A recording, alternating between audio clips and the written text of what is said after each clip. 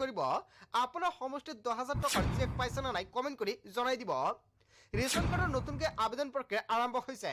যদি আপোনাৰ ration card নাই তেন্তে আপোনাৰ বাবে অত্যন্ত ভাল খবৰ।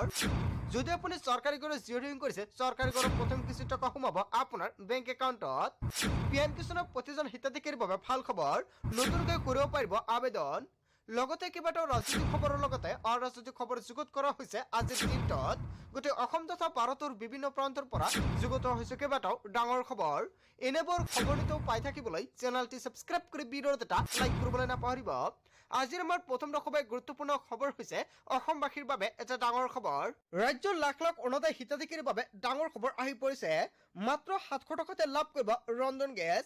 আপোনাৰ ঘৰত গেছ কানেকশ্যন আছে নেকি? তেন্তে আপোনাৰ বাবে ভাল খবৰ দিছে অসমৰ মুখ্যমন্ত্ৰী ডক্টৰ হিমন্ত বিশ্ব শৰ্মাই।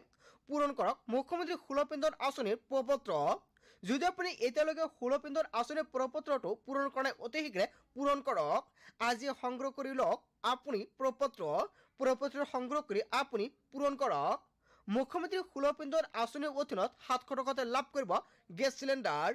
এই প্ৰপত্ৰ পূৰণ কৰি জমা দিলে লাভ কৰিব 250 টকাৰ ৰাজসাহায্য। কোনে কোনে লাভ কৰিব এই সুবিধা? লগতে অসমৰ মুখ্যমন্ত্ৰী ডক্টৰ হিমন্ত বিশ্ব শৰ্মাই কাক কাক পূৰণ কৰিবলৈ আহ্বান জনাইছে? প্ৰতিটো ৰন্ধন গেছৰ চিলিণ্ডাৰত অৰুণোদয় হিতাধিকাৰী পৰিয়ালে লাভ কৰিব ৰাজসাহায্যযুক্ত। যদি আপোনাৰ ঘৰত অৰুণোদয় আছে তেন্তে আপোনাৰ বাবে ভাল খবৰ।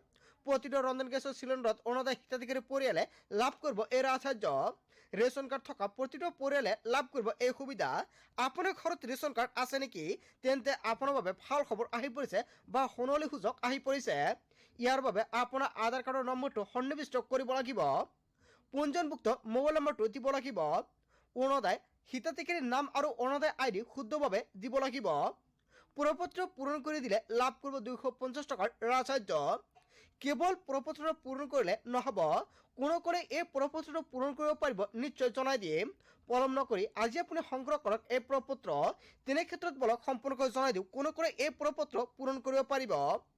যদি আপোনাৰ ঘৰত ৰেচন কাৰ্ড আছে আৰু অৰুণোদয় আছে, লগতে LPG গেছ কানেকশ্যন আছে, তেনে ক্ষেত্ৰত আপুনি এই ফৰ্মটো ফিল আপ কৰিব পাৰিব। কিয়নো অৰুণোদয় আঁচনিৰ লগতে আগতে যদি আপুনি লাভ কৰিছিল 1250 টকা আৰু আপুনি যেতিয়া প্ৰপত্ৰটো ফিল আপ কৰিব, ফিল আপ কৰাৰ পিছত ফেব্ৰুৱাৰীৰ পৰা আপোনাৰ একাউণ্টত চৰকাৰে প্ৰদান কৰিব 1500 টকা অৰুণোদয় আঁচনিৰ টকাৰ লগতে আপুনি 250 টকা অতিৰিক্তকৈ লাভ কৰিব।